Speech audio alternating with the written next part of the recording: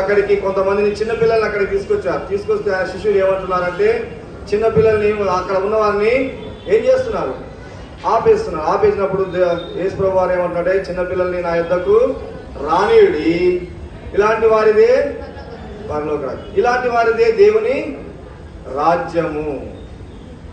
మీరు చిన్నపిల్లల వల్ల అయితే ఈ చిన్నపిల్లల వల్లే మీరు కూడా ఏం కావాలి, మార్పు చెందాలి, అప్పుడే మీకు పరలోక రాజ్యం అని చెప్పి దేవుడు చెబుతూ ఈ విధంగా చెప్తున్నప్పుడు అప్పుడు ఒక ధనవంతుడు వస్తాడు ఆయన దగ్గరికి. అప్పుడు ఒక ధనవంతుడు ఆయన దగ్గరికి వస్తాడు. వచ్చి, బోధకుడా నేనేమి చేయవలను, ఈయన అధికారి, ఈయనకు ధనముంది, ఈయన అధికారుడా అని చెప్పి దేవుని దగ్గరికి చేయవలెను అని అడుగుతున్నాడు. అడిగినప్పుడు నిత్య జీవనకు వారసు అవుతున్నప్పటికీ, లోకంలో సంపద ఉన్నప్పటికీ, ఆయన అధికారి అయినప్పటికీ, ఆయనకు అన్నీ ఉన్నాయి. ఒకడు పొమ్మంటే పోతాడు, రమ్మంటే వస్తాడు, ఆయన చేయమన్న పనిని చేసే అంత అధికారం ఆయనకు ఉన్నది. అయినా కానీ ఏం చేస్తున్నాడు, నేను నిత్య జీవం కావాలి, లోకములో ఉన్నది ఏది కూడా నాకు నిత్య జీవమును నాకు ఇవ్వలేదు కాబట్టి నాకు నిత్య జీవము కావాలి, ఈ నిత్య జీవమునకు పోవడానికి నేనేమి చేయవలను అంటే అప్పుడు ఏమంటున్నాడు, అందుకు యేసు, దేవుడు సత్పురుషుడు. కొంతమంది కొన్ని రకాలుగా ఆయన్ని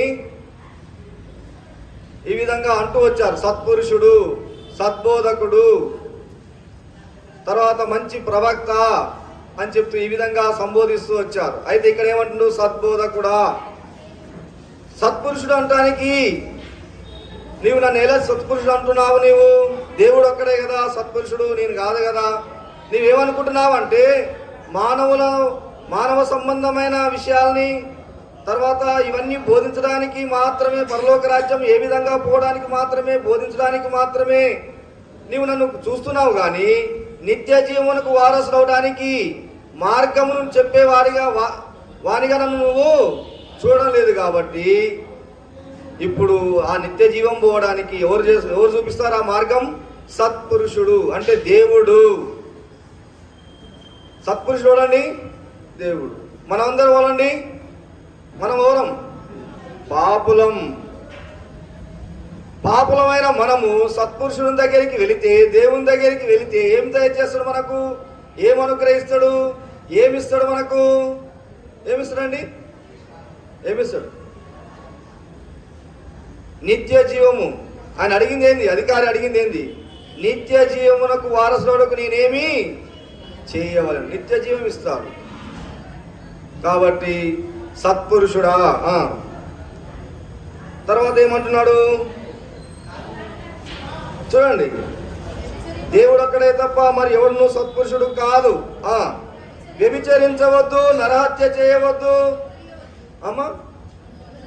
దొంగలింపవద్దు, అబద్ధ సాక్ష్యం పలకవద్దు, నీ తల్లిదండ్రులను సన్మానింపు మన ఆజ్ఞలను వెరుగుదు కదా అని అతనితో చెప్పాను. ఇవన్నీ ఉన్నాయి కదా, ఇవి నీకు తెలుసా? ఇవి నువ్వు అనుసరిస్తున్నావా? దీన్ని నువ్వు పాటిస్తున్నావా అని అడుగుతున్నాడు. అడిగినప్పుడు అందుకతడు ఎవరైనా ధనవంతుడు. మార్కు సువార్త మనం 10వ అధ్యాయంలో చూస్తే ఏమంటాడంటే, ఆయన పరిగెత్తుకొని వచ్చి మోకాలుని, అంటే ఆయన దేవుని దగ్గరికి ఏ విధంగా వస్తున్నాడు, ఏ విధంగా ఉంటున్నాడు, ఎంత విధేయత చూపిస్తున్నాడు, మోకాళ్ళ మీదకి వచ్చాడు. ఆ విధంగా ఆయన బాల్యం నుండే అంటే చిన్నతనంలో నుండే యూదులు ఏం చేస్తారంటే, ఇవన్నీ కూడా ధర్మశాస్త్రంలో ఉన్న ఆజ్ఞలన్నీ కూడా పాటిస్తే మీరు రక్షింపబడతారు అని చెప్పడం వల్ల ఇవన్నీ కూడా ఆయన పాటిస్తూ వస్తున్నాడు. ఏమని పాటిస్తున్నాడు? ఏమి చేస్తున్నాడు చూడండి, అవి వ్యభిచరించవద్దు, నరహత్య చేయవద్దు, దొంగిల్లవద్దు, అబద్ధ సాక్ష్యం పలకవద్దు, నీ తల్లిదండ్రులను సన్మానింపు మన ఆజ్ఞల్ని వెరుగుదు కదా అన్నాడు. అది నేను బాల్యం నుండే చేస్తున్నా, నేను బాల్యం నుండే మందిరంలోనే ఉన్నా, నేను బాల్యంలో నుండే నా తల్లిదండ్రులు క్రైస్తవులు, నేను బాల్యంలో నుండే అన్ని పనులు చేస్తున్నా, నేను లేకుండా ఒక్క పని కూడా జరగదు మందిరంలో, నేను లేకుండా ఏ పని కూడా చేయలేరు. నేను అన్ని పాటిస్తున్నా కదా, మా తల్లిదండ్రుల మాట వింటున్నా కదా, నేను మందిరానికి పోతున్నా కదా, దేవుని పాటలు పాడుతున్నా కదా, దేవునికి మందిరంలో కావాల్సిన పనులన్నీ చేస్తున్నాం కదా. అరే ఇవన్నీ చేస్తున్నా మళ్ళీ ఇప్పుడు ఎందుకు నిత్య జీవనం పోవడానికి ఈయన ఇవన్నీ అడుగుతున్నాడు అని ఆ ధనవంతుడు అనుకుంటున్నాడు. చదవండి. అందుకు అతడు ఏమంటున్నాడు, నేను బాల్యం నుండే వీటన్నిటిని నేనేం చేస్తున్నాను, అనుసరిస్తున్నాను. బాల్యములో నుండే ఆయన అనుసరిస్తున్నాడు. యేసు విని, నీకింకా ఒకటి కొదవగా ఉన్నది, నీకు కలిగినది అమ్మి బీదలకి, అప్పుడు పరలోకమందు నీకు ధనము అధికమగును. ఒకటి ఇక్కడ ఒకటి కొదవగా వచ్చేసింది. ఏమంటున్నాడంటే అన్నీ ఉన్నాయి, తల్లిదండ్రుల మాట వింటున్నాడు, చెప్పినట్టు బడికి పోతున్నాడు, చెప్పినట్టు మందిరానికి పోతున్నాడు, చెప్పినట్టు అన్ని పనుల్లో సహకరిస్తున్నాడు, తల్లిదండ్రులను కూడా సన్మానిస్తూ వస్తున్నాడు, అన్నీ ఉన్నాయి, లోబడుతున్నాడు, మోకాళ్ళ మీదకి కూడా వస్తున్నాడు. వస్తలే మోకాళ్ళ మీదకి కూడా వస్తున్నాడు. దేవుని పని అంటే పరిగెత్తుకొని వస్తున్నాడు. అయినా కానీ అతనికి ఒకటి కొదువు వచ్చేసింది. ఏం కొదువు వచ్చింది? ఏం చేస్తున్నాడు ఆయన? ధనమును ప్రేమిస్తున్నాడు. ఏం ప్రేమిస్తున్నాడండి? ధనాన్ని ప్రేమిస్తున్నాడు, ఆస్తిని ప్రేమిస్తున్నాడు, ఐశ్వర్యాన్ని ప్రేమిస్తున్నాడు, హోదాని ప్రేమిస్తున్నాడు, గౌరవాన్ని ప్రేమిస్తున్నాడు. తర్వాత ఇంకేంది? ఉన్నతంగా ఉండాలని ప్రేమిస్తున్నాడు. ఆ విషయాలే ఆయన చూస్తున్నాడు తప్పించి వేరే విషయాల్ని చూడడం లేదు, ఇతరుల్ని ప్రేమించడం లేదు. కాబట్టి నీవేం చేయాలి? నీ యొక్క ఆస్తిని అమ్మి బీదలకిమ్ము, అప్పుడు పరలోకమందు నీ ధనము అధికమవుతుంది. నీవు వచ్చి నన్ను వెంబడి అతనితో చెప్పగా అతడు మిక్కిలి ధనవంతుడు గనక, మిక్కిలి ధనవంతుడు, ఎక్కువ ధనం ఉంది ఆయన కాడ, మిక్కిలి ధనవంతుడు గనక ఆయన ఏం చేస్తున్నాడు? ఈ మాటలు విని మిక్కిలి వ్యసన పడగా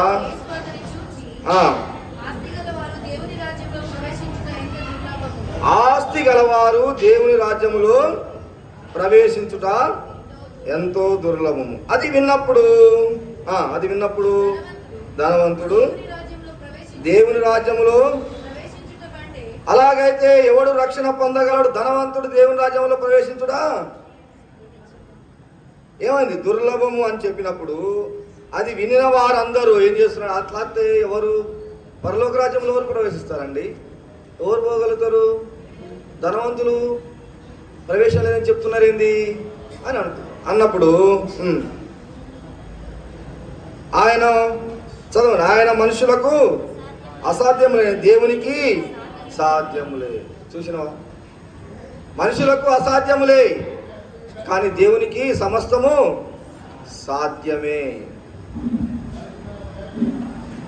కాబట్టి ఆయన ధనవంతుల్ని కూడా పరలోక రాజ్యంలో ప్రవేశింపగలడు. కానీ ఈ ధనవంతుడు ఏం చేసిందంటే వ్యసన పడుతూ వెళ్ళిపోయాడు, సనుగుతూ వెళ్ళిపోయాడు, లోపల మదన పడుతూ వెళ్ళిపోయాడు. నేను ఆయన దగ్గరికి వచ్చాను, పరిగెత్తుకొని వచ్చాను, మోకాళ్ళునాను, అయా సద్బోధకుడా, నేను నిత్య జీవనం పోవడానికి నేను ఏం చేయాలని ఆయన అని అడిగితే, నీవు చిన్నప్పటి నుంచి ఈ ఆజ్ఞలు పాటిస్తున్నావా అంటే నేను పాటిస్తున్నాను నాయన, ఇతరులు లేదు నేను ఆశించడం లేదు, తర్వాత నా తల్లిదండ్రులు నేను సన్మానిస్తున్నాను, నేను అన్ని కూడా ధర్మశాస్త్రం అన్ని ఆజ్ఞలన్నీ పాటిస్తూ వస్తున్నాను, ఇవి బాల్యం నుండే చేస్తున్నాను కదా.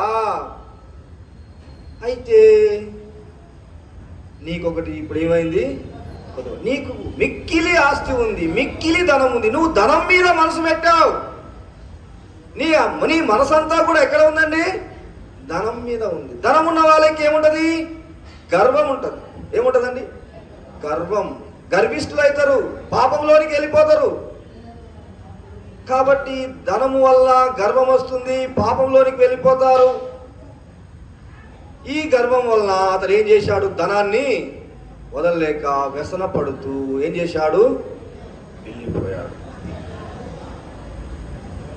వెళ్ళిపోయిన తర్వాత అక్కడ ఏం జరిగింది? శిష్యులు ఉన్నారు, కొంతమంది శిష్యులు అడుగుతున్నారు, అయా ఏంది నాయన మరి ఈ పరిస్థితి ఏంది? నువ్వు ఈ విధంగా చెప్తున్నావు, నేను మేము సమస్తము విడిచిపెట్టి నేను మిమ్మల్ని వెంబడిస్తున్నాను కదా, మరి మా పరిస్థితి ఏంది అని అడుగుతున్నారు. చూడండి, కింద ఉంది ఆ విషయం, మనం చూద్దాం. చదవండి ఒకరు. పేతురు ఇదిగో మేము మాకు కలిగినవన్నీ విడిచిపెట్టి నిన్ను వెంబడించితిమి కదా, వెంబడించితిమనగా ఆయన దేవుని రాజ్యం నిమిత్తము ఇంటినైనను, భార్యనైనను, అన్నదమ్ములైనను, తల్లిదండ్రులైనను, పిల్లలైనను అందరినీ విడిచిపెడితే ఏమంది? ఇహమందు ఇక్కడ భూమి మీద చాలా రెట్లు పరమందు నిత్య జీవము పొందకపోవడం నిత్యముగా మీతో చెప్తున్నాను. ఈ తర్వాత ఎందుకు వచ్చాడు? నిత్య జీవం కావాలనే వచ్చాడు. కానీ నిత్య జీవం కావాలంటే ఏం చేయాలి? ఇక్కడ ఉన్నాయని ఏం వదిలేయాలని చెప్తున్నాడు ఇక్కడ. తల్లిదండ్రుల్ని, భార్యని, పిల్లలని, ఆస్తిని సమస్తము విడిచిపెట్టి ఆయన్ని వెంబడించాలి. అది వదిలేసి నేను చిన్నప్పటి నుంచే బాల్యం నుండే నేను ఈ ఆజ్ఞలన్నీ పాటిస్తున్నాను, వ్యభిచరించడం లేదు, దొంగిలట లేదు, అబద్ధ సాక్ష్యం చెప్పడం లేదు, మోసం చేయడం లేదు, దొంగతనం చేయడం లేదు, నా తల్లిదండ్రులని సన్మానిస్తున్నాను, నా తల్లిదండ్రులు ఎక్కడికి వెళ్ళమంటే అక్కడికి వెళ్తున్నాను, రమ్మంటే వస్తున్నాను, పొమ్మంటే పోతున్నాను, లోబడుతున్నాను, మోకరిస్తున్నాను, పరిగెడుతున్నాను, వస్తున్నాను, ఇవన్నీ చేస్తున్నాను. అది నా చిన్నప్పటి నుంచే చేస్తున్నాయా అంటే నీకు మిక్కిలి ఆస్తుంది. దాన్ని ఏం చేయాలి? నీవు నిన్ను వల్ల నీ పొరుగు అని నువ్వు ప్రేమించలేకపోతున్నావు, ఇతరులకు నీవు భోజనం పెట్టలేకపోతున్నావు, ఇతరులకు నీవు ఏమి ఇవ్వలేకపోతున్నావు. కాబట్టి నీకు మిక్కిలిగా ఉన్న ఆస్తిని అమ్మి ఏం చేయాలి? ఇతరులకిచ్చి.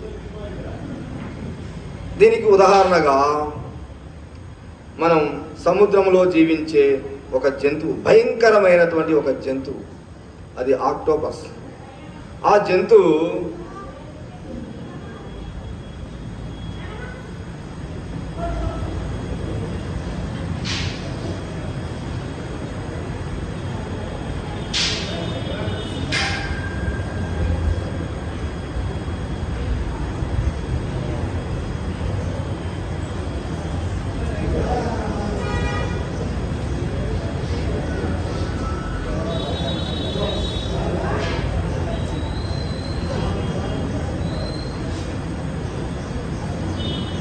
ఇదేంది?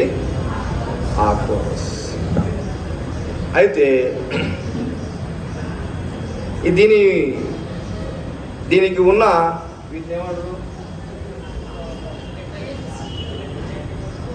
ఏమంటే అండి,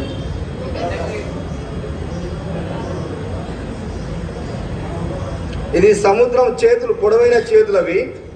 ఈ సముద్రము అడుగు భాగంలో, సముద్రానికి అడుగు భాగంలో ఉంటుంది. ఎవరైనా ఈదడానికి సముద్రంలోనికి వెళ్తే ఆ యొక్క చేతులతో అది పట్టి ఏం చేస్తుంది? గట్టిగా పట్టుకొని వదలదు. అది వదలాలంటే ఏం చేయాలండి? ఆ చేతిని నరికేసి ఆ మనిషిని కాపాడాలి. అంత గట్టిగా అది పట్టుకుంటుంది. ఆ విధంగానే ధనవంతుడు కూడా ఆ ధనాన్ని ఏ విధంగా పట్టుకున్నాడు? గట్టిగా పట్టుకున్నాడు, వదలలేకపోయాడు, వ్యసన పడుతున్నాడు, వికారమైంది ముఖం, వెళ్ళిపోయాడు. అన్నీ ఉన్నాయి, ఈ ధనవంతుని దగ్గర అన్నీ ఉన్నాయి, అన్నీ పాటిస్తున్నాడు, అన్నీ అనుసరిస్తున్నాడు, కానీ ధనమును ప్రేమిస్తున్నాడు. తన ఆస్తి అమ్మి బీదలకు ఇచ్చే మనసు అతనికి లేదు, ఆ ప్రేమ అతనికి లేదు.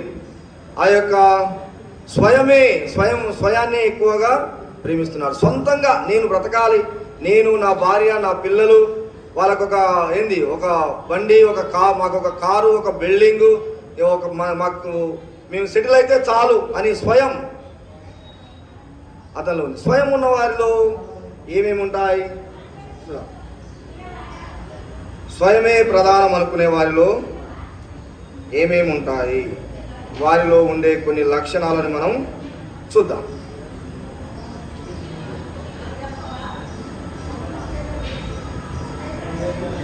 ఏంటండి? అబద్ధం. ఏముంటుంది? అబద్ధం. తర్వాత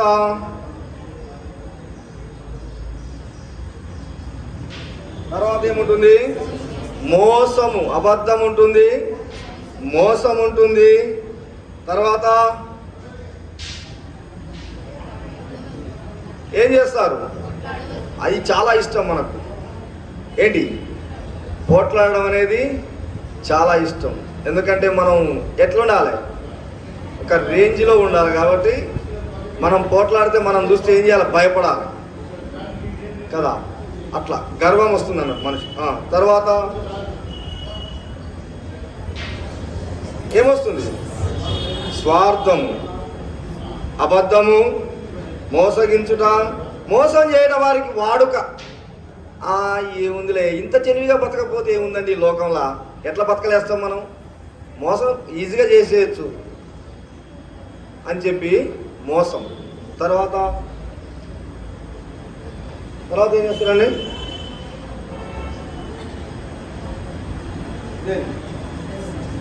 ఏమంటారు దాన్ని? స్టీలింగ్. ఏంటది? దొంగతనము. తర్వాత ఏముందండి? చెడుతనము, అబద్ధము, మోసగించుట, గర్వము, కోట్లాడుట, స్వార్థము, దొంగతనము, చెడుతనము, స్వనీతి. తర్వాత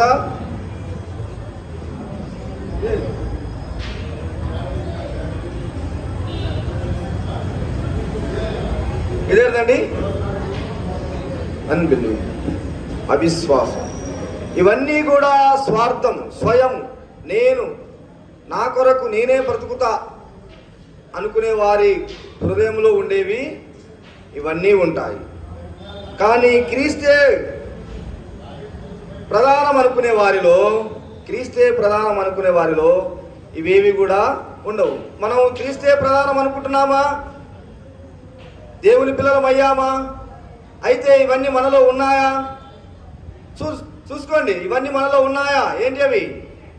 అబద్ధము, మోసము, దొంగతనము, చెడుతనము, స్వార్థము, గర్వము, పోట్లాడుట, స్వనీతి, అవిశ్వాసము. ఇవన్నీ కూడా ఎవరిలో ఉండవు?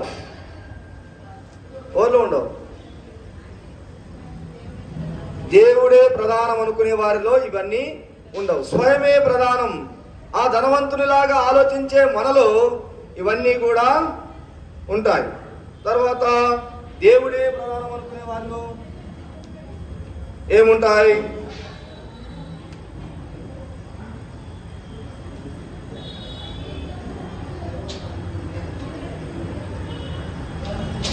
దేవుడే ప్రధానం అనుకునే వారిలో, క్రీస్తు ప్రధానం అనుకునే వారిలో ఏముంటాయంటే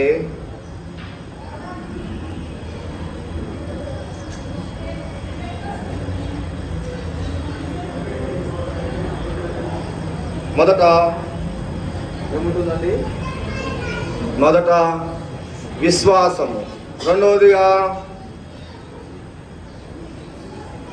రెండవదిగా ఏముంటుంది? దేవుని చిత్తము. తర్వాత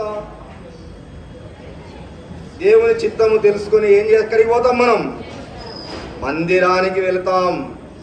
తర్వాత మనం పోట్లాడుకుంటాము కదా, పోట్లాడుకోవడానికి బదులుగా ఏం కలుగుంటాం? నిన్ను వలె నీ పొరుగు అన్ని ప్రేమించే వారముగా ఉంటాం. ఆ విధంగా ఉంటూ ఏం చేస్తాం? ఇతరుల కొరకు ప్రార్థన చేసే వారంగా ఉంటాం. ఇతరుల కొరకు ప్రార్థన చేస్తూ ఇంకేం చేస్తాం? దేవుని పని చేయడానికి వస్తాం. తర్వాత దేవుని పని చేస్తూ తర్వాత ఎక్కడికి వస్తాం? దేవుని వాక్యము చదివే స్థానంలోనికి వస్తాం. దేవుని వాక్యం చదువుతూ గొప్ప నిరీక్షణ కలిగే వారముగా ఉంటాం. క్రీస్తు ప్రధానం అనుకునే వారి యొక్క లక్షణాలు ఈ విధంగా ఉంటాయి. ఇప్పుడు మనం నిత్య జీవం పోవడానికి స్వయము మనకు ఏమైనా అడ్డంగా ఉందా? దాన్ని మనం తొలగించుకొని ఎటు పోవాలి? మనం క్రీస్తే ప్రధానమనే స్థానంలోనికి, ఆ స్థాయిలోనికి మనం వెళ్ళాలి. ఈ యొక్క ధనవంతుడు అన్నీ కలిగి ఉన్నాడు, కానీ ఒక్కటే కొదువగా ఉంది. ఆ ఒక్కదాన్ని కూడా అతడు వదిలిపెట్టలేకపోయాడు. ఆ విధంగా ముందుకు వెళ్తూ యేసుక్రీస్తు ప్రభువారు ఉపమానాలు చెప్తూ, కథలు చెప్తూ, అందరినీ ప్రశ్నిస్తూ, అందరినీ దేవుని వైపు మళ్ళిస్తూ ఆయన ముందుకు పోతున్నాడు. ఎక్కడికి వెళ్తున్నాడు? యెరూషలేముకు వెళ్తున్నాడు. దేని గుండా వెళ్తున్నాడు? ఎరుకో గుండా ఎక్కడికి వెళ్తున్నాడు? యెరూషలేముకు వెళ్తున్నాడు. ఎందుకు? ఆయన సిలువ వేయాల్సిన సమయం వచ్చింది.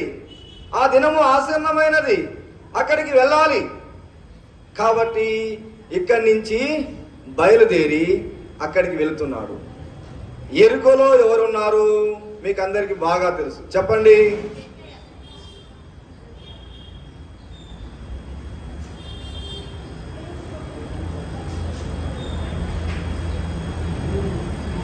ఎరుకోలో ఎవరున్నారండి? జక్కయ్య ఉన్నాడు. అక్కడ ఆయన సంచరిస్తూ ఎరుకో పట్టణం గుండా ఆయన వెళ్తున్నాడు. వెళ్తున్నప్పుడు సుంకపు గుత్తదారుడైన ధనవంతుడైన ఇక్కడ ఒక ధనవంతుడు ఉన్నాడు. ఆయన పేరు జక్కయ్య. జక్కయ్య అనే మాటకు అర్థం పవిత్రుడు, ప్యూర్, పవిత్రుడు, న్యాయవంతుడు. పవిత్రుడును న్యాయవంతుడు. జక్కయ్య అనే మాటకు అర్థం పవిత్రుడు, న్యాయవంతుడు. కానీ ఆయనలో ఆ లక్షణాలు ఉన్నాయా? ఆ విధంగా జీవిస్తున్నాడా? ఆయన జీవితం ఆ విధంగా ఉందా? లేదు. కానీ ఆయన ఏం చేస్తున్నాడంటే, చూడండి ఒకసారి మనం 19వ అధ్యాయం. యేసు ఎవరో అని చూడకు. యేసు ఎవరో చూడాలి. ఎందుకు ఆ ఆలోచన కలిగింది అంటే, బహుశా నేను అనుకుంటాను, మత్తయి సువార్త 11వ అధ్యాయము 19వ వచనం చదవండి. మత్తయి సువార్త 11వ అధ్యాయము 19వ వచనం.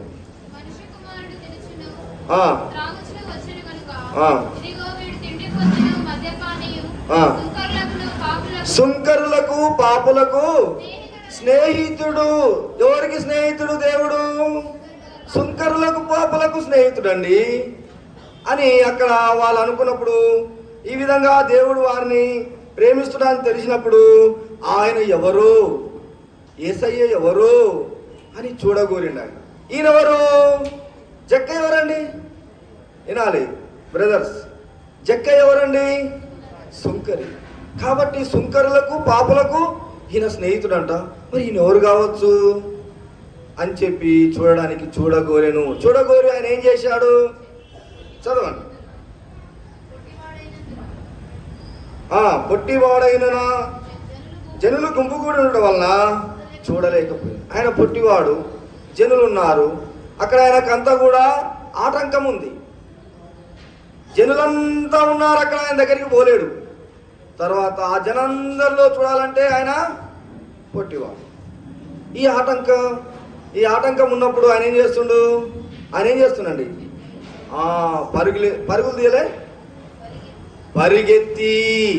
ఆ ధనవంతుడు అక్కడ ఏం చేశాడు?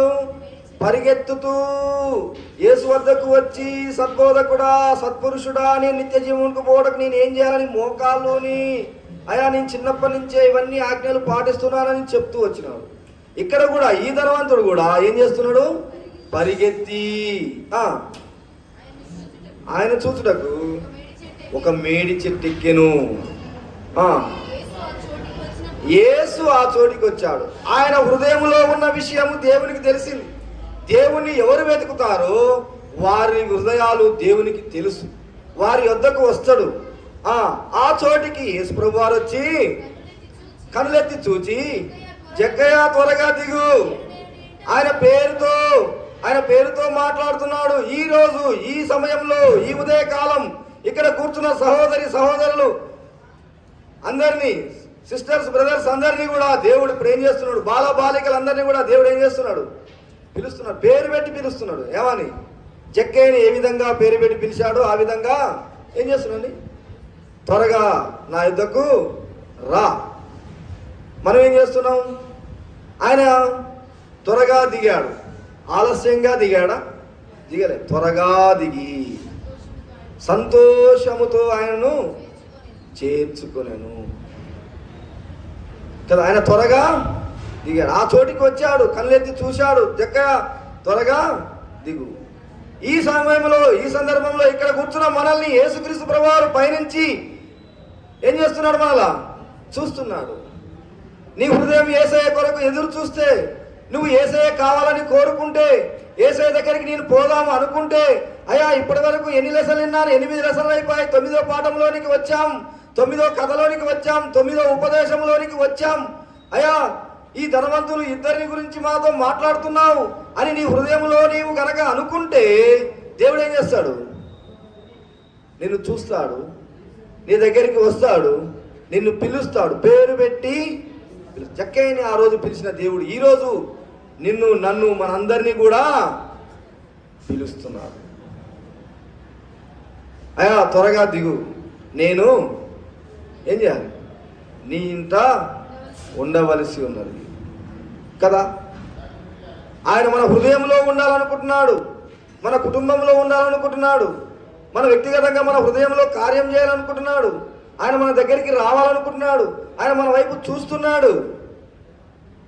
అది మనం ఎరగకనే ఆయనకు దూరముగా వెళ్ళిపోతున్నాం. ఇప్పటికైనా ఈ రోజైనా 9వ పాఠంలోనైనా మనం ఏం చేయాలి?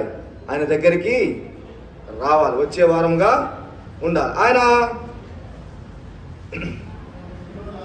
ఆయన వెంటనే ఆయన ఏం చేశాడు? చేర్చుకున్నాడు. చదవండి అది. ఆయన త్వరగా దిగుము, నేడు నేను నీ ఇంట ఉండవలసి ఉన్నదని చెప్పగా అతడు త్వరగా దిగి సంతోషంతో ఆయన్ను అందరూ అది చూచి ఈయన పాపి అయిన మనిషి యొద్ద బస చేయ వెళ్ళుచున్నాడు అని చాలా సనుక్కున్నాడు. అక్కడ సనుక్కున్నారు వాళ్ళు. సనుక్కున్న విషయం జక్కయ్యకి తెలియదా? సనుక్కుంటున్న విషయం జక్కయ్యకి తెలియదా? తెలుసు, వింటున్నాడు, అవన్నీ వింటున్నాడు. సనుగులు, గొనుగులు, పక్క నుంచి వచ్చే గుసగుసలు, మాటలు అవన్నీ కూడా వింటున్నాడు. మీరు వింటున్నారా? ఇప్పుడు బ్రదర్స్ మీరు వింటున్నారా? ఏం వింటున్నారండి? వినండి. ఏమంటున్నాడు? అక్కడ సనుక్కుంటున్నారు. ఈయనేంది పాపి దగ్గరికి పోతుండేంది, ఈయనేంది సుంకపు కుత్తదారుడు, ఈయన ఏం చేస్తాడు? అన్యాయంగా మా దగ్గర డబ్బులు వసూలు చేస్తాడు, అధిక పన్నులు వసూలు చేస్తాడు. ఈయన అంత పాపి అసలు లేడు, ఇంత పాపి దగ్గరికి పోతుండేందండి అని చెప్పి వాళ్ళు అనుకున్నారు. అప్పుడు ఆయన లేచి ప్రభువా అంటే ఏంటంటే, నీవే నాకు అధిపతివి, అధికారివి, ఇప్పటి నుంచి నేను ఏం చేస్తున్నాను? నీవే నాకు నా జీవితానికి అధికారిగా నేను ఉంచుతున్నాను, నువ్వే నా హృదయంలోనికి రా, నీవే అని చెప్పి ప్రభువా ఏమని పిలుస్తున్నాడు? ప్రభువా నా ఆస్తులు అంటే ఎప్పటి వరకు ఏం చేశాడు? ఆయన సంపాదించుకోవడం మొదలుపెట్టాడు కదా. ఆయన ఏం చేస్తున్నాడు? అప్పటి వరకు ఆస్తిని కూడా కట్టుకున్నాడు. సగము ఆ ఆస్తిలో సగము బీదలకు ఇస్తా అంటున్నాడు. అన్యాయం కూడా చేస్తున్నాడు. ఆయన ఏం చేస్తున్నాడు? అన్యాయం కూడా చేస్తున్నాడు. ఎవరి యొద్దనైనా నేను అన్యాయంగా తీసుకుంటే వానికి 4 అంతలు మళ్ళీ నేనేం చేస్తా? తిరిగి చేస్తా. అందుకు యేసు ఇతడును అబ్రహాము కుమారుడే. అయితే అతడు ఏం చేస్తున్నాడు? అన్యాయం చేసేవాడిగా ఉన్నాడు, తర్వాత ఆస్తిని సమకూర్చుకునేవాడిగా ఉన్నాడు, తర్వాత మోసం చేసేవాడిగా ఉన్నాడు, తర్వాత ఏం చేస్తున్నాడు? ఇతరుల నుంచి వారికి తెలియకుంటేనే వారి దగ్గర నుంచి డబ్బులు దొంగలించేవాడుగా ఉన్నాడు. అలాంటి వాడు మారి ఇప్పుడు ఏ స్థానంలోనికి వచ్చాడు? ఏ స్థితిలోనికి వచ్చాడు? ఏ విధంగా మార్పు చెందాడు? కొద్ది విశ్వాసంతో ఆయన దగ్గరికి వచ్చాడు. ఏమో చూద్దాం యేసు ఎవరో అని చూడగోరి ఆయన దగ్గరికి వచ్చాడు. వచ్చి ఇప్పుడు ఏమయ్యాడు? గొప్ప విశ్వాసిగా అయ్యాడు. గొప్ప విశ్వాసం అతనిలో కలిగింది. కొద్ది విశ్వాసంతో ఆయన వచ్చి గొప్ప విశ్వాసం అతనిలో కలిగింది. నిజాయితీ వచ్చేసింది. దేవుడు హృదయంలోనికి వస్తే పాపం ఏది కూడా హృదయంలో దాగి ఉండదు. నిజాయితీగా ఒప్పుకుంటాం, అయా నిజమే, ఇవన్నీ కూడా చేసింది నిజమే అని చెప్పి మనం ఒప్పుకునే వారంగా ఉంటాం. తర్వాత ఆయన ఏ విధంగా వచ్చాడు? కొద్ది విశ్వాసంతో ఆయన వచ్చి యేసు ఎవరో చూద్దాం, ఈయన సుంకరులకు పాపులకు స్నేహితుడు అంట కదా. ఈయన ఎవరు చూద్దామని చెప్పి వచ్చింది, చూద్దామని వచ్చిండు.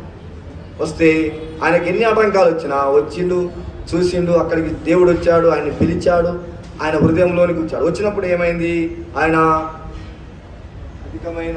అధిక విశ్వాసంలోనికి వచ్చాడు, ఎక్కువ విశ్వాసంలోనికి వచ్చాడు. అప్పుడు ఆయనలో ఏమొచ్చిందండి? ఏమొచ్చింది? నిజాయితీ. నిజాయితీ అంటే అప్పటి వరకు ఏం చేశాడు? అబద్ధం ఆడాడు, సంపాదించుకున్నాడు. ఇంకేం చేశాడు? ఇతరుల్ని దుఃఖపరిచాడు, అన్యాయం చేశాడు, మోసం చేశాడు. వారి దగ్గర డబ్బులు వారికి తెలవకుండానే ఆయన దొంగతనంగా తీసేసుకున్నాడు కదా. ఇప్పుడు ఏమయ్యాడు? ఆయన నిజాయితీలోనికి వచ్చాడు. తర్వాత అంత మాత్రమేనా? ఏం చేశాడు? తన ఆస్తిలో సగము అమ్మి ఏం చేస్తున్నాడు? బీదలకు ఇస్తున్నాడు. ఇతరుల్ని ప్రేమించి నిన్ను వలే నీ పొరుగువాన్ని ప్రేమించుము అనే స్థానంలోనికి వచ్చాడు. దేవుడు మన హృదయంలోనికి వస్తే మన హృదయంలో దాగి ఉన్న ఏ పాపం కూడా లోపల దాచిపెట్టుకోము. అన్నీ కూడా బయటికి చెప్పేస్తాం. అన్యాయం చేశాను, మోసం చేశాను, అబద్ధం ఆడాను, దొంగలించాను, ఇవన్నీ నేను చేశాను నాయన అని ఒప్పుకుంటాం. ప్రభువా నీ అధికారంలోనికి నీ అధికారం కిందికి నేను వస్తున్నాను నాయన అని చెప్పి మనం చెప్తాం. అప్పుడు మనలోనికి నిజాయితీ వస్తుంది. అప్పుడు మనలోనికి ప్రేమ, నిజమైన ప్రేమ వస్తుంది. అప్పుడు తన ఆస్తిని అమ్మి సగం ఏం చేస్తున్నాడు? పేదలకు ఇచ్చేవాడుగా ఉంటున్నాడు. తర్వాత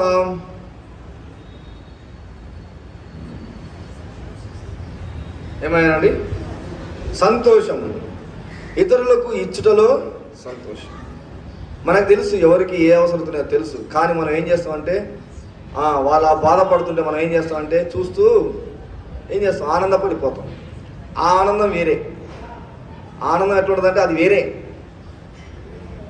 అది స్వనీతితో ఉన్నప్పుడు, స్వార్థంతో ఉన్నప్పుడు, చెడుగా ఉన్నప్పుడు, దొంగతనంగా డబ్బులు తీసుకుంటున్నప్పుడు, అన్యాయం చేస్తున్నప్పుడు, మోసం చేస్తున్నప్పుడు అప్పుడు ఏమనిపిస్తుంది తెలుసా? ఇతరులు అవసరం కలిగి ఉంటారు, అది నీకు తెలుసు, కానీ నువ్వు చెయ్యవు, చూద్దాం అని అవుతుంది. కాబట్టి అలాంటి స్థానంలో నుంచి ఎలాంటి స్థానంలోనికి వచ్చాడు? ఇవ్వడంలో సంతోషించే స్థానంలోకి వచ్చాడు. ఆయన తీసుకోవడానికి సంతోషించేవాడు, ఇప్పుడు ఏమని చేస్తున్నాడు? ఇవ్వడానికి సంతోషిస్తున్నాడు. అది జక్కయ్యలో కలిగిన మార్పు. తర్వాత విశ్వాసము కలిగి ఉన్నాడు. కొద్ది విశ్వాసముతో వచ్చాడు. తర్వాత ఆయన విశ్వాసం అధికమయ్యింది.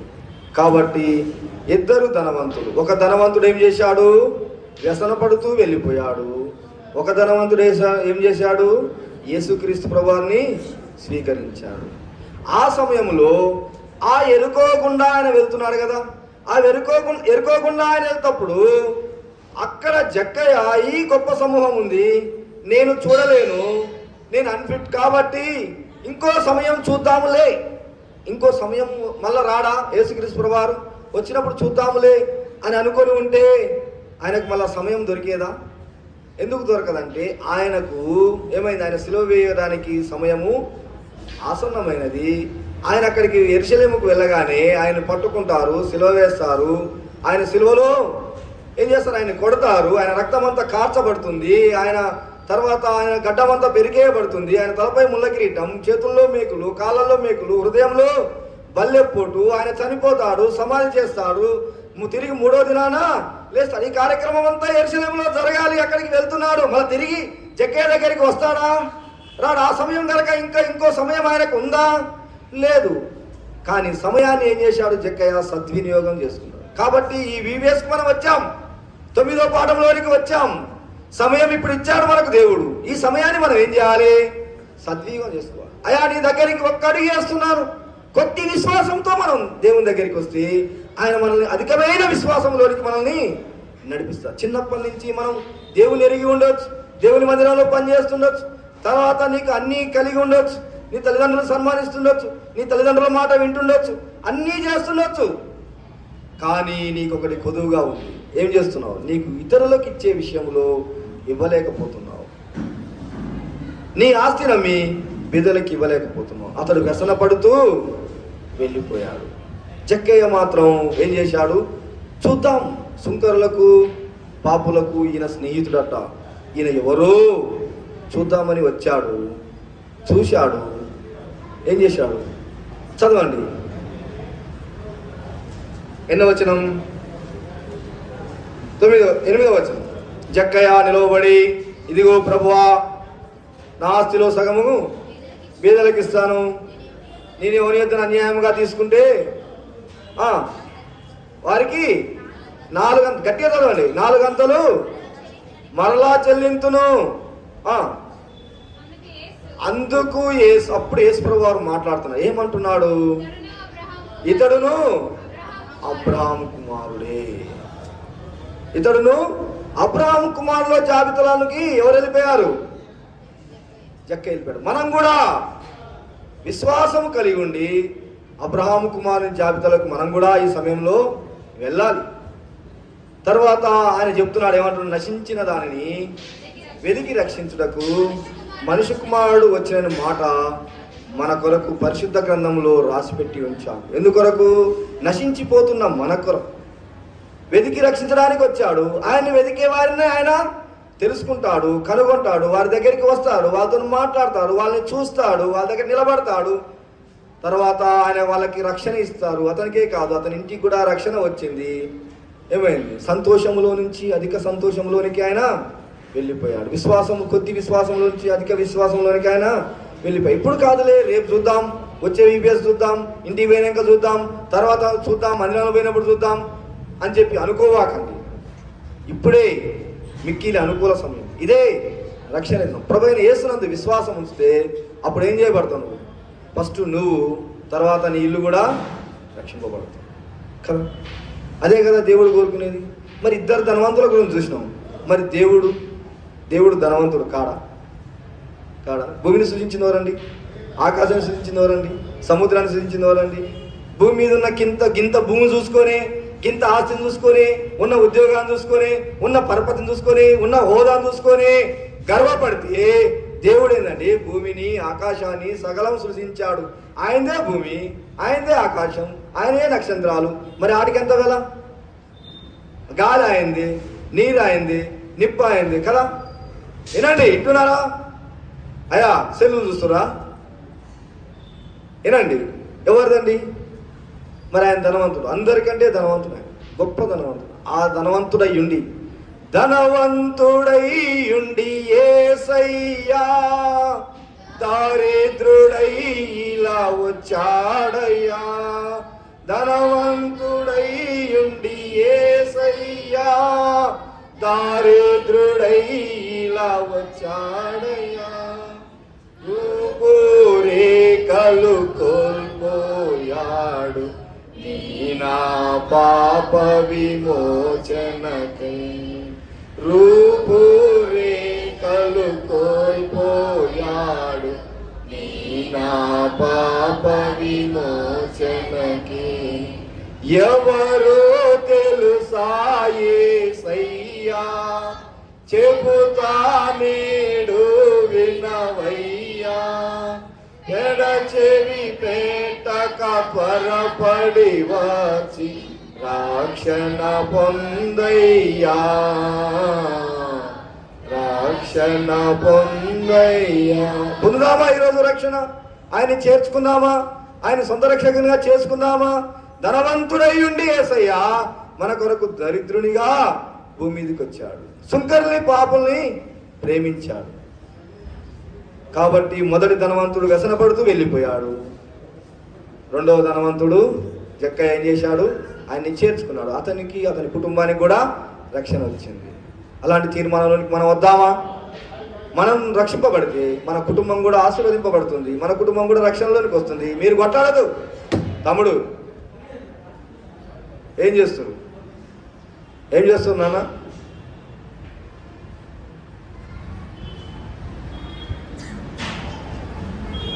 ఇంటికాడ ఎంతో కష్టపడి నా పిల్లలు VBSకి పోయి వాక్యం వింటున్నారని చెప్పి తల్లిదండ్రులు ఇంటి దగ్గర అనుకుంటున్నారు.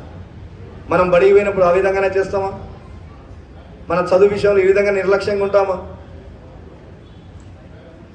కాబట్టి లాస్ట్ పాఠంలోనికి మా ఆఫ్టర్నూన్ వెళ్తున్నాం. దానికి ముందు 9వ పాఠంలోనికి వచ్చాం. తీర్మానం చేసుకోండి. నేడే, ఇప్పుడే, ఇక్కడే ఏ విధంగా జక్క అయితే చేర్చుకున్నాడో ప్రభుని తన హృదయంలో, ఆ విధంగా అన్యాయం చేస్తున్నామా, అబద్ధం ఆడుతున్నామా, మోసం చేస్తున్నామా, దొంగతనం చేస్తున్నామా, తల్లిదండ్రుల మాట వింటలేమా, ఫ్రెండ్స్ మాట వింటలేమా, పక్కన ఉన్నవారి పెద్దవారి మాట వింటలేమా, చర్చిలో ఉన్న మందిరాల్లో ఉన్న అంకుల్ మాటలు వింటలేమా, ఆంటీ మాట వింటలేమా, వారికి కూడా ఈ విధంగా ఎదురు తిరుగుతున్నామా? అవన్నీ ఎవరి లక్షణాలండి? సాతాను లక్షణాలు. మీరు ఇప్పుడు కొట్లాడుతున్నారు, ఎవరి లక్షణం అండి అది? 9 పాఠాలు విన్నారు, 9వ పాఠం వింటున్నారు కదా. ఆ విధంగా ఇద్దరు ధనవంతులు మనం చూసాం. ఇద్దరు ధనవంతులు, ఒక ధనవంతుడు అంగీకరించలేదు, ఒక ధనవంతుడు అంగీకరించాడు. అంగీకరించని జాబితాలకు వెళ్తావా? అంగీకరించి యేసుప్రభు వారి అబ్రహాము కుమారుడుగా, కుమార్తెగా నీవు వస్తావా? నశించిన దాన్ని వెతికి రక్షించుటకు మనిషి కుమారుడు లోకమునకు వచ్చాను. చదవండి, అదే మన కన్నడ వాక్యం. చదవండి, అదే మన కన్నడ వాక్యం. రక్షించిన దాన్ని వెతికి రక్షించుటకు మనిషి కుమారుడు లోకమునకు వచ్చాను. తర్వాత రోమాపత్రిక 10వ అధ్యాయము 9వ వచనం. అదేమనగా యేసు ప్రభువుని నీ నోటితో ఒప్పుకొని దేవుడు మృతుల నుండి ఆయన లేపినని నీ హృదయమందు విశ్వాసం ఉంచిన యెడల నీవు రక్షింపబడదు అని యేసు ప్రభువుని నోటితో ఒప్పుకోవాలి. మన పాపములు మనం ఒప్పుకోవాలి. అయా యేసయ్యా, నేను పాపిని, నన్ను క్షమించయా, నేను మా తల్లిదండ్రుల మాట వింటలేను, మా యొక్క దైవ సేవకుల మాట వింటలేను, ఆంటీ మాట వింటలేను, మా యొక్క సారు మాట వింటలేను, మేము ఎవరి మాట వింటలేము, ఇక్కడ ఉన్న VBSలో ఉన్న టీచర్స్ మాట కూడా వింటలేము, మేము సెల్లులే చూస్తున్నాం కానీ ఏం చేస్తున్నాం? వాక్యాన్ని వింటలేము, మా చూపులన్నీ సెల్లుల మీదనే అని చెప్పి ఉన్నాం. కాబట్టి ఈ సమయంలో మమ్మల్ని క్షమించి, మన్నించి, నీ రక్తంతో కడిగి పరిశుద్ధపరిచి నన్ను కూడా జక్కేవాలే రక్షించుకొని ఏం చేయాలి? నాకు కూడా రక్షణ ఇయ్యని చెప్పి మనం ఏం చేయాలి? దేవుని దగ్గరికి వచ్చి ప్రార్థన చేయాలి. మన పాపం మనం ఒప్పుకునేడలా ఆయన నమ్మదగిన వాడును, నీతిమంతుడు కనుక ఆయన సమస్త దుర్నీతి నుండి మనల్ని ఏం చేస్తాడు? పవిత్రులుగా చేస్తాడు. యేసు రక్తము ప్రతి పాపం నుండి మనల్ని ఏం చేస్తుంది? పవిత్రులుగా. అన్నీ తెలుసు కానీ ఒప్పుకోవడం దగ్గరికి వచ్చేసరికి ఒప్పుకోలేము. నీలో ఇంకా ఏదైనా ధనవంతుడు, మొదటి ధనవంతుడు లాగా ఏదైనా ఒక్కటి ఉందా మీ దగ్గర? ఒకటి కొదువుగా ఉందా? అన్నీ చేస్తున్నాం, ఒక్కటి కొదువుగా ఉందేమో. ఆ కొదువు ఉన్న దాన్ని ఒప్పుకొని విడిచిపెట్టాలి. అప్పుడు మనం ఏమవుతాం? మారు మనసు పొందిన వారం అవుతాం. కాబట్టి రండి, మోకాల మీదకి రండి, ప్రార్థన చేసుకుందాం, సరి చేసుకుందాం. మనం ఎక్కడ ఉన్నాం, ఏ స్థాయిలో ఉన్నాం, ఏ స్థితిలో ఉన్నాం, నిజాయితీ ఏమైంది, ప్రేమ ఏమైంది, సంతోషం ఏమైంది, విశ్వాసం ఏమైంది, వాటిలో నుంచి బయటికి వెళ్ళి మనం ఎక్కడ తిరుగుతున్నాం, ఎక్కడ ఉంటున్నాం, అబద్ధం ఆడుతూ, అన్యాయం చేస్తూ, ఇతరుల్ని మోసం చేస్తూ, తర్వాత దొంగిలిస్తూ, తర్వాత ఇంకా అనేకమైన పాపంతో కూడిన వాటిలో పడుతూ మనం ఇంకా దేవుని దగ్గరికి రాకపోతే ఇదే మిక్కిలి అనుకూలమైన సమయం. ఇప్పుడే ఇంకా మరొక తరుణం మనకు రాకపోవచ్చు. కాబట్టి జక్కయ్యని పిలిచినా కానీ ఇప్పుడు మనల్ని కూడా పిలుస్తున్నాడు. రండి, మోకాల మీదకి రండి. ప్రార్థన అంటే ఏ విధంగా మోకరించాలి? ఏ విధంగా మోకరించాలండి? ఇంతే కదా, 9 లెసన్లు విన్నాం, ఇంతే కదా అన్నారండి.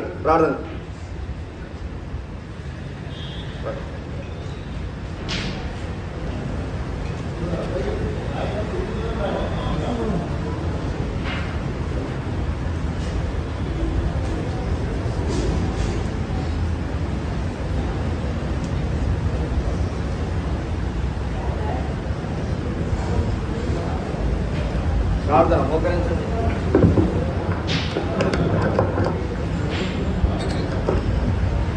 ప్రార్థన చేసుకుందాం, మోకరించండి.